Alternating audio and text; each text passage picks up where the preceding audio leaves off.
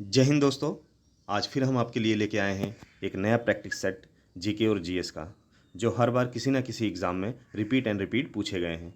तो चलिए वीडियो को शुरू करने से पहले प्लीज़ हमारे चैनल को लाइक और सब्सक्राइब करना ना भूलें। तो चलिए इसी के साथ वीडियो शुरू करते हैं क्वेश्चन नंबर 1 से। 326 बीसी में सिकंदर और राजा पोरस के बीच युद्ध किस नदी के किनारे पर लड़ा गया था? तो सिकंदर और पोरस के बीच युद्ध जो लड़ा गया वो किस नदी के किनारे लड़ा गया? तो इसका सही उत्तर क्या होगा दोस्तों? तो इसका सही उत्तर होगा झेलम नदी के किनारे। कहाँ लड़ा गया? झेलम नदी के किनारे।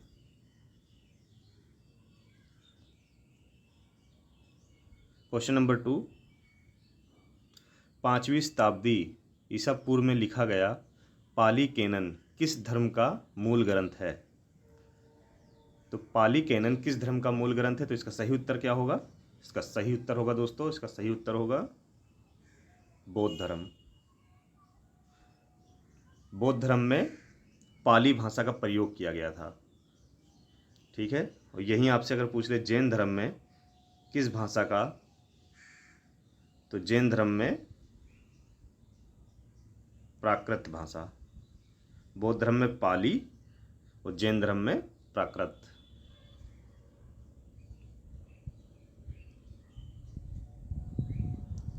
दक्षिण भारतीय वंश विजयनगर साम्राज्य किस राजा द्वारा स्थापित किया गया था? तो इसका सही उत्तर क्या होगा? तो इसका सही उत्तर होगा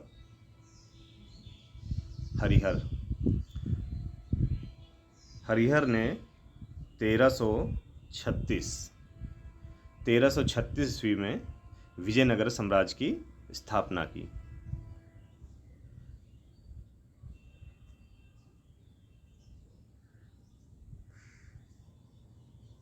हेलियोडोरस स्तंभ किस राज्य में स्थित है? तो इसका सही उत्तर क्या होगा?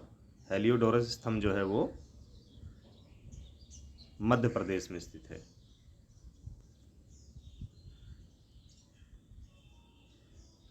भारतीय दर्शन की 6 विचारधाराओं में से निम्न में से कौन सा एक? तो इसका सही उत्तर क्या होगा? इसका सही उत्तर होगा वेदांत। तुम मुझे खून दो मैं तुम्हें आज़ादी दूंगा, नारा किसने दिया था? तो इसका सही उत्तर है, ये नारा सुभाष चंद्र बोस जी ने दिया था। चंपारण सत्याग्रह किससे संबंधित है? काफ़ी अच्छा क्वेश्चन है। तो चंपारण संबंध जो है वो किससे है दोस्तों? ये है नील की खेती से है।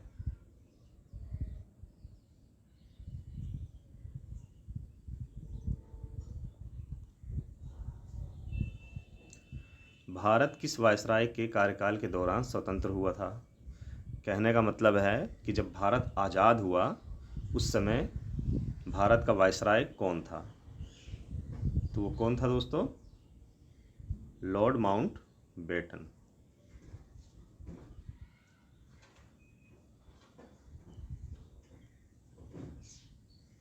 महात्मा गांधी ने किस गोलमेज सम्मेलन में भाग लिया? तो इसका सही उत्तर क्या होगा? इसका सही उत्तर होगा 1931 द्वितीय गोलमेज सम्मेलन में महात्मा गांधी जी शामिल हुए।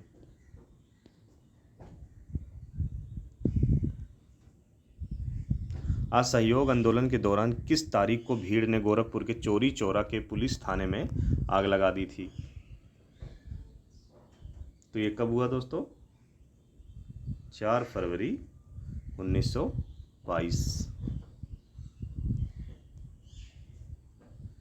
कौन सी पर्वत श्रेणी में दुनिया की दूसरी सबसे ऊंची केटू स्थित है? तो इसका सही उत्तर क्या होगा? इसका सही उत्तर होगा ईस्ट काराकोरम पर्वत माला। केटू जो है वो दुनिया की दूसरी और भारत की पहली सबसे ऊंची चोटी है। और सबसे पहली कौन सी है? तो वो है माउंट एवरेस्ट। ठीक है।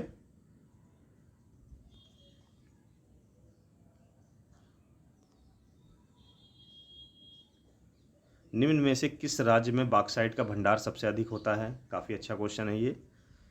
तो निम्न में से बॉक्साइट का सबसे ज़्यादा भंडार किस राज्य में है? तो इसका सही उत्तर क्या होगा? इसका सही उत्तर है उड़ीसा राज्य में सबसे ज़्यादा बॉक्साइट का भंडार है। निम्न में से कौन सी नदी गंगा की एक सहायक नदी नहीं है? तो गंगा की सहायक नदी कौन सी नहीं है? बेतवा, चंबल, गोमती। बेतवा, चंबल, गोमती तो है, पर ये जो भीमा है ये गंगा की सहायक नदी नहीं है। गंगा का निचला मैदान भारत के किस पड़ोसी देश तक विस्तृत है? तो गंगा का जो निचला मैदान है वो भारत के किस पड़ोसी देश तक विस्तृत है, मतलब कहाँ, किस पड़ोसी देश तक फैला हुआ है? तो इसका सही उत्तर क्या होगा? इसका सही उत्तर होगा बांग्लादेश।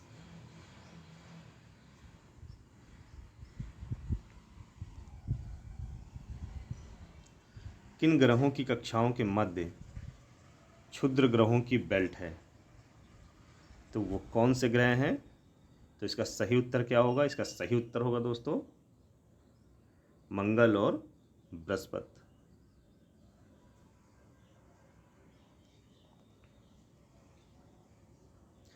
जब प्राकृतिक संसाधनों का दोहन करके माल का उत्पादन किया जाता है तो वह किस क्षेत्र की गतिविधि से संबंध होते हैं? तो इसका सही उत्तर क्या होगा? इसका सही उत्तर होगा प्राथमिक क्षेत्र।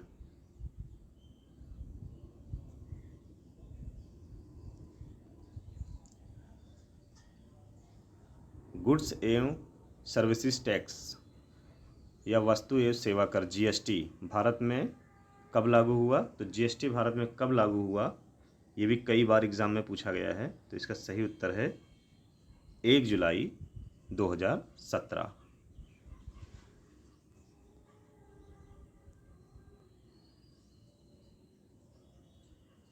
भारत की वित्तीय राजधानी कौन सी है दोस्तों? तो भारत की जो वित्तीय राजधानी है इसका सही आंसर है वो है मुंबई।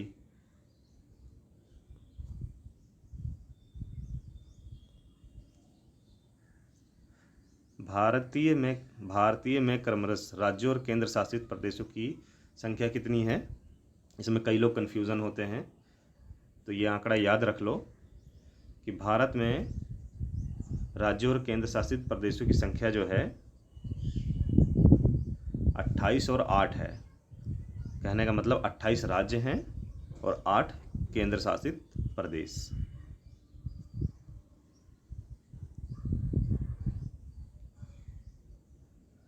संविधान सभा में उद्देश्य प्रस्ताव निम्नलिखित में से किसके द्वारा प्रस्तुत किया गया था? तो इसका सही उत्तर क्या है? इसका सही उत्तर है पंडित जवाहरलाल नेहरू द्वारा उद्देश्य प्रस्ताव प्रस्तुत किया गया था।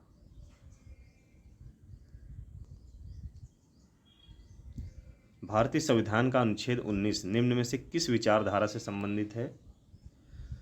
तो अनुच्छेद 19 जो है वो किससे है दोस्तों? वो है स्वतंत्रता के अधिकार से। स्वतंत्रता से मतलब है हमारा बोलने का अधिकार, पहनने का अधिकार, पढ़ने का अधिकार, अपनी बात को आगे रखने का अधिकार। ये हर चीज़ क्या है? अनुच्छेद 19 में स्वतंत्रता का अधिकार इसको कहते हैं।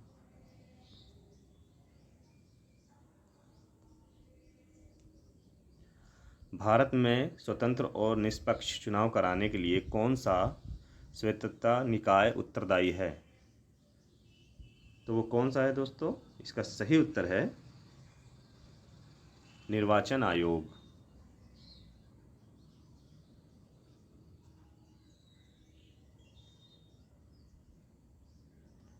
कौन सी गैस सूर्य की पराबैंगनी विकिरणों से पृथ्वी की सतह की रक्षा करती है? तो वो कौन सी है? तो वो है ओजोन परत, जो सूर्य की पराबैंगनी जो विकिरणों से हमें पृथ्वी की सतह की रक्षा करती है। चलिए आगे बढ़ते हैं। निम्न में से कौन सा विटामिन जल में घुलनशील होता है? तो कौन सा घुलनशील होता है दोस्तों? तो वो होता है विटामिन सी।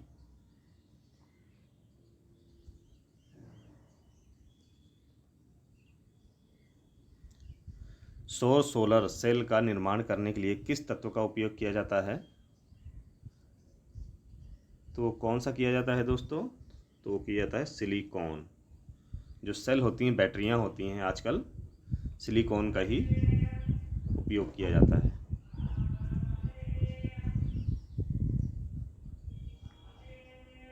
लाइफ डिवाइन नामक पुस्तक के लेखक कौन है? तो इसका सही उत्तर क्या है? तो इसका सही उत्तर है, लाइफ डिवाइन के लेखक जो हैं अरविंदो घोष, श्री अरविंदो घोष।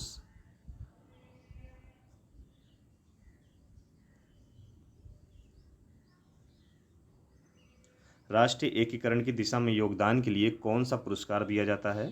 तो राष्ट्रीय एकीकरण की दिशा में जो पुरस्कार दिया जाता है वो दिया जाता है दोस्तों कौन सा? इसमें सही उत्तर क्या है? इसका सही उत्तर है सरदार पटेल पुरस्कार।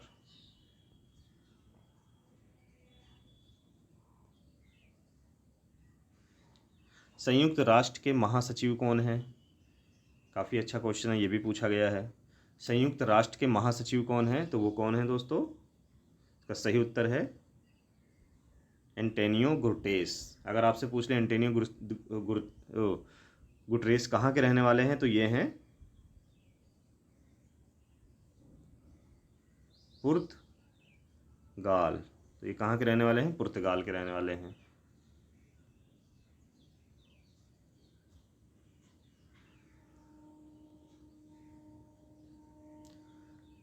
घराड़ी नृत्य की शैली किस राज्य में लोकप्रिय है? तो इसका सही उत्तर क्या होगा? तो इसका सही उत्तर होगा पुदुचेरी। ठीक है, घराड़ी नृत्य पुदुचेरी का है। अब आता है हमारा आखिरी क्वेश्चन।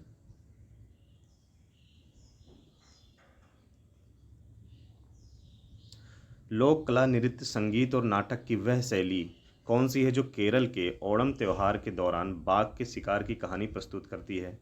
काफ़ी अच्छा क्वेश्चन है। तो कौन सा त्यौहार है जो बाघ के शिकार की कहानी प्रस्तुत करती है? तो इसका सही उत्तर क्या होगा दोस्तों? तो इसका सही उत्तर होगा पुलिकाली। तो केरल में जो है पुली का मतलब होता है बाघ और काली का मतलब होता है शिकार। ठीक, तो ये लोग क्या करते हैं इस त्यौहार में? ऐसा कुछ होता है कि ये लोग शेर की तरह अपने पूरी बॉडी पे पेंट करके डांस करते हैं, तो इसी को कहते हैं पुलिकाली। ये देख रहे हैं आप, शेर की तरह कपड़े पहन के डांस करते हैं, यही इनका पुलिकाली नृत्य कहा जाता है। चलिए, इसी के साथ हमारी वीडियो यहाँ ख़त्म होती है। तो फिर मिलेंगे आपके साथ नेक्स्ट वीडियो में नया प्रैक्टिस सेट लेके।